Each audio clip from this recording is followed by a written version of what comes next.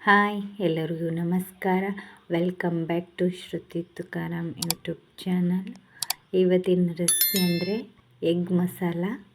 ಈಸಿಯಾಗಿರ್ತೈತೆ ರೀ, ಟೇಸ್ಟಾಗಿರ್ತೈತೆ, ಕ್ವಿಕ್ಕಾಗಿ ಮಾಡ್ಕೊಬೋದು ರೀ. ಮತ್ತು ಇಂಗ್ರೀಡಿಯೆಂಟ್ಸು ಕಡಿಮೆ ಆಗಿರ್ತಾವೆ ರೀ ಮತ್ತು ಹೆಲ್ದಿಯಾಗಿರ್ತೈತೆ ರೀ.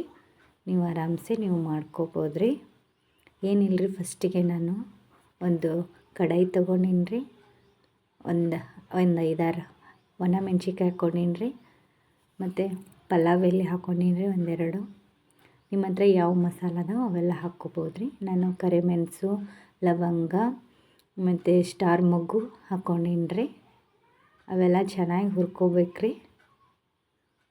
ಹುರ್ಕೊಂಡು ಅದನ್ನು ತಕ್ಕೋಬೇಕು ರೀ. ಕೆಂಪಾದಮೇಲೆ ಸ್ವಲ್ಪ ಹುರ್ಕೊಂಡು ತಕ್ಕೋಬೇಕು ರೀ.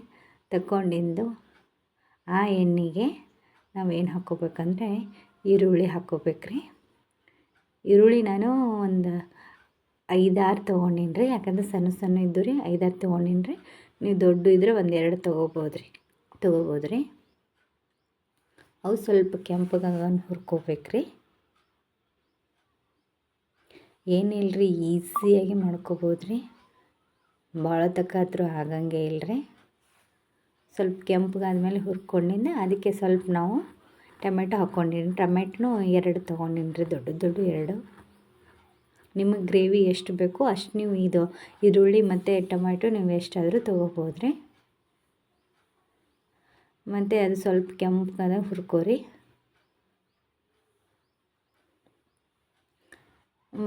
ನಿಮಗೆ ವಿಡಿಯೋ ಏನಾದರೂ ಇಷ್ಟ ಆದರೆ ಲೈಕ್ ಮಾಡಿರಿ, ಶೇರ್ ಮಾಡಿರಿ, ಕಮೆಂಟ್ ಮಾಡಿರಿ, ಸಬ್ಸ್ಕ್ರೈಬ್ ಮಾಡಿರಿ. ಇದು ಕೆಂಪಾದ್ಮೇಲೆ ಮೆತ್ತಗಾಗ್ಬಿಡ್ತಾವೆ ರೀ ಟಮಾಟಿ. ಅವಾಗ ನಮ್ಗೆ ಗೊತ್ತಾಗುತ್ತಲ್ಲ ರೀ. ಆವಾಗ ಅದು ತಕ್ಕೊಂಡು ಒಂದು ತಟ್ಟೆಗೆ ನಾವು ತಕ್ಕೊಂಬಿಡ್ಬೇಕು ರೀ. ನೋಡಿರಿ, ಇಷ್ಟ ಆಯ್ತು ರೀ. ನಾವು ಅದು ತಕ್ಕೊಂಡು ಅದಕ್ಕೆ ಸ್ವಲ್ಪ ಎಣ್ಣೆ ಇದ್ದರೆ ನೀವು ಎಣ್ಣೆ ಅದ್ರಾಗೆ ಹುರ್ಕೊಂಬಿಡ್ರಿ ಮತ್ತೇನಾರು ಐಟಮು.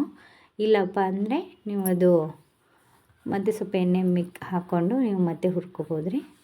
ಇವಾಗಂದರೆ ಮತ್ತು ನಾವು ಕೊಬ್ಬರಿ ಹಾಕ್ಕೋತೀವಿ ರೀ. ನಮ್ಮದು ಎಣ್ಣೆ ಖಾಲಿ ಆಗಿತ್ತು ರೀ ಅದ್ರಾಗ. ನಾವು ಅದಕ್ಕೆ ಸ್ವಲ್ಪ ಎಣ್ಣೆ ಹಾಕ್ಕೊಂಡು ಒಣ ಕೊಬ್ಬರಿ ಹಾಕ್ಕೊಂಡೀವಿ ರೀ. ನಿಮ್ಮ ಹತ್ರ ಹಸಿ ಕೊಬ್ಬರಿ ಇದ್ದರೂ ಹಸಿ ಕೊಬ್ಬರಿ ಹಾಕ್ಕೋಬೋದು ರೀ. ನಮ್ಮ ಹತ್ರ ಒಣ ಕೊಬ್ಬರಿ ಇತ್ತು ರೀ, ಒಣ ಕೊಬ್ಬರಿ ಹಾಕ್ಕೊಂಡೀವಿ ರೀ. ಅದು ಸುಕ್ಕೆ ಹುರ್ಕೊಂಡು ತಕ್ಕೊಂಡೀವಿ ರೀ. ಆಮೇಲೆ ಸ್ವಲ್ಪ ಒಂದು ಜಾರ್ ತೊಗೋರಿ. ಜಾರಿಗೆ ನಾವೇನು ಹುರ್ಕೊಂಡಿವಲ್ಲ ರೀ ಅದೆಲ್ಲವೂ ಹಾಕೋರಿ. ನಾವು ಇದ್ರಾಗ ಏನಂದರೆ ಇನ್ನೊಂದು ಏನು ಸೇರಿಸ್ಬೇಕಂದ್ರೆ ಶೇಂಗಾ ಸೇರಿಸ್ಬೇಕು ರೀ. ನಾನು ಶೇಂಗಾ ಮೊದಲೇ ಹುರ್ಕೊಂಡು ಇಟ್ಕೊಂಡಿದ್ದೆ ರೀ. ಅದಕ್ಕೆ ನಾನು ಡೈರೆಕ್ಟಾಗಿ ಸೇರಿಸೀನಿ ರೀ. ನಿಮ್ಮ ಕಡೆ ಹಸಿ ಶೇಂಗಾ ಇದ್ದರೂ ನೀವು ಅದು ಎಣ್ಣೆಗೆ ಹುರ್ಕೊಂಡು ನೀವು ಅದು ಮಿಕ್ಸಿ ಜಾರಿಗೆ ಹಾಕ್ಕೋಬೋದು ರೀ. ಮತ್ತು ಕೊತ್ತಂಬರಿನೂ ಹಾಕಿದ್ದೀವಿ ರೀ. ಅದೆಲ್ಲ ಪೇಸ್ಟ್ ಮಾಡ್ಕೋಬೇಕು ರೀ ಮಿಕ್ಸಿಗೆ ಮಾಡ್ಕೊಂಡಿಂದ.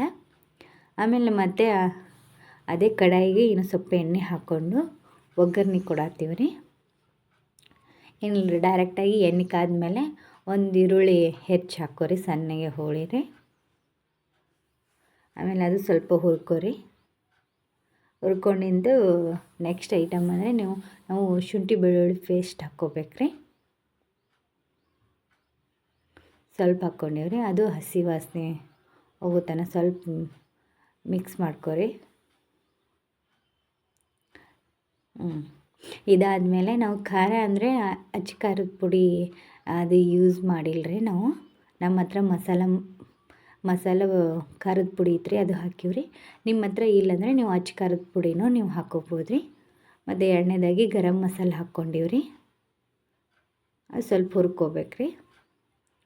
ಸ್ವಲ್ಪ ಹುರ್ಕೊಂಡು ಮಿಕ್ಸ್ ಮಾಡಿಕೊಂಡು ಆಮೇಲೆ ನಾನು ಸ್ವಲ್ಪ ಎಣ್ಣೆ ಮೇಲ್ಗಡೆ ಬಿಡ್ತೈತಲ್ಲ ರೀ, ಈ ಥರ ಎಣ್ಣೆ ಬಿಡ್ತಂದರೆ ನಾವು ಆಮೇಲೆ ಏನು ಮಾಡಬೇಕು, ಪೇಸ್ಟ್ ಮಾಡ್ಕೊಂಡಿದ್ದೀವಲ್ಲ ರೀ ಅದೆಲ್ಲ ಇದ್ರಾಗ ಮಿಕ್ಸ್ ಮಾಡ್ಕೋಬೇಕು ರೀ.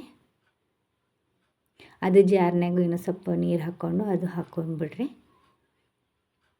ನೋಡಿರಿ ಕಲರ್ ಹೆಂಗೆ ಬಿಟ್ಟೈತ್ರಿ. ಇದಾದಮೇಲೆ ಸ್ವಲ್ಪ ಅದ್ರಾಗ ನೀರು ಹಾಕ್ಕೊಂಡೀವಿ ರೀ. ನಿಮಗೆ ನೋಡಿರಿ ಎಷ್ಟು ಗಟ್ಟಿ ಬೇಕಾದ್ರೆ ಗಟ್ಟಿ ಮಾಡ್ಕೊರಿ, ಸ್ವಲ್ಪ ಅಳಸ್ಬೇಕಾದ್ರೆ ಅಳಸು ಮಾಡ್ಕೊರಿ. ರುಚಿಗೆ ತಕ್ಕಷ್ಟು ಉಪ್ಪು ಹಾಕ್ಕೋರಿ.